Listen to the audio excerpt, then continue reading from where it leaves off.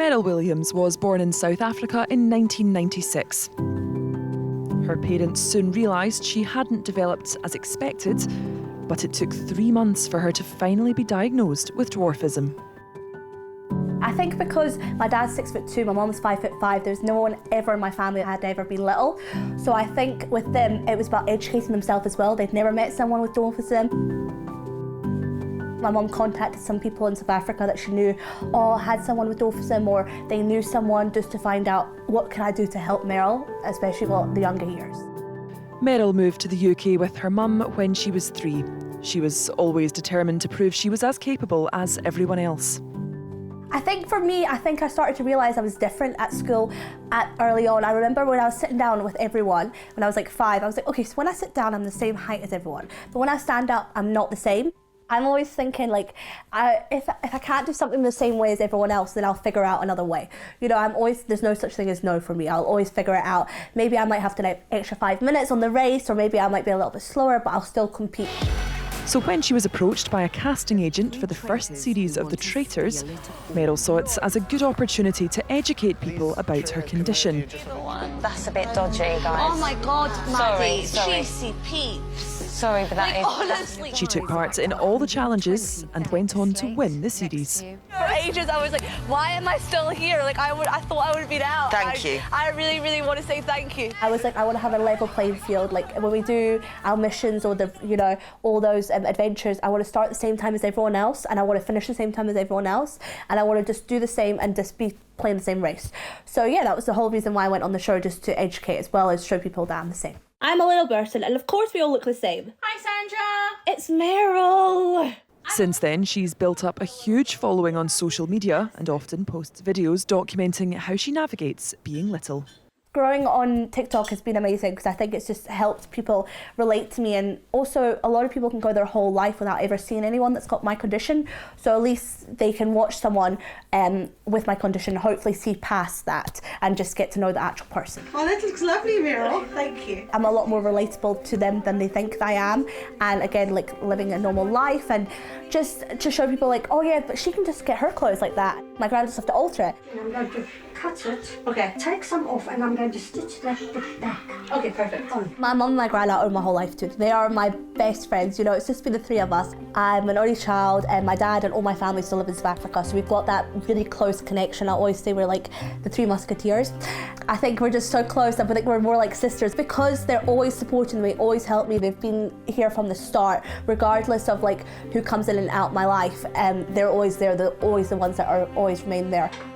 But despite her own determination and the support of her family, Meryl found it hard to change other people's perceptions and prejudices. Last week I was in the shopping mall, and my friend went to the toilet, and I said, oh, okay, I'll wait for you outside. And then there was these 2 teenage boys, and they were on the escalator, and they were like this, trying to show that they were shrinking me. And I was like, and that was the space of 5 minutes. So it happens all the time. I have people walking through and laughing. I've had people saying like midget. I've had people saying, why are you so small? I've had like, this happens like regularly. Do you think that is quite a unique challenge with your condition in terms of breaking down those stigmas around disability? Yeah, 100%. I think as well, because I feel like my condition especially, it's something that's not... I feel like for inclusion, it's been amazing for the 21st century. I feel like everyone's really gone for like accessibility and inclusion, but I feel like for my condition as well, it's been left out because it's not really like, oh, but they're just little, but then, you know, there has a comical aspect. I was on social media and I seen a video, and it was someone that said their mom's scared of midgets, and I was like, oh my goodness. And I remember reading, I didn't realise it was a fear, and I remember reading like, I think it was like 100,000 comments, and it was a lot of people like, oh my God, I'm scared of them too, I'm terrified. And I was like, wait, there's actual people that are scared of my condition. That must have felt really dehumanising to read that people are reducing it to something that they're saying, I'm afraid of it. Afraid of it, yeah. And I think as well, like I've had so many things, like, so I didn't realise how much prejudice there is in regards to the condition as well. And then obviously I do experience like a lot of discrimination, especially when I go out in public and stuff. And it's hard in the sense because I'm often like, oh, maybe they've watched the Traitors and they've maybe recognised me from that. But other times I see people and they're like, they just see me as like my condition without getting to know me, and they'll point and they'll laugh, or I clock when people look at each other and they look at me, I'm like, I know. So yeah, it's quite tough. I feel like I've definitely built up a thick skin. Earlier this year, things came to a head when Meryl was targeted on a train forcing her to hide in the toilets. And so far they've said that I need a step ladder to get on the train, I need a step ladder to get off the train, I'm legit. They've watched dwarf throwing, they've taken videos of me, taken photos of me. Can you tell me a little bit about that and what it was that prompted you to post that video in the aftermath of it? You know, you feel like you're stuck, you don't know how to get out of a situation, but you don't know what to do. So that's why I took myself to the toilets. But it was just things like, I feel like I'm an easy target, especially when you are little, I get quite intimidated quite quickly. I never wanted to look like I was attention seeking. I'm not looking for sympathy, because no sympathy can take away my condition. Like, I didn't want to do that. I just thought maybe it can show other people this is actually what I deal with, and also if they see someone, to be nicer. I think what really came across in that video though was your resilience. Like you say, you weren't posting it looking for sympathy. I don't think it came across that way at all. How have you managed to build up that thick skin over the years, and how important is it for you to have it? It's been kind of a lot. It's not always been, I don't know, I think it's taken a lot of things to happen for me to build up this thick skin. I think the first couple of times it really hurt me and it made me upset, and I think I've had a lot of bad incidents, and then it's just learning how to cope with situations.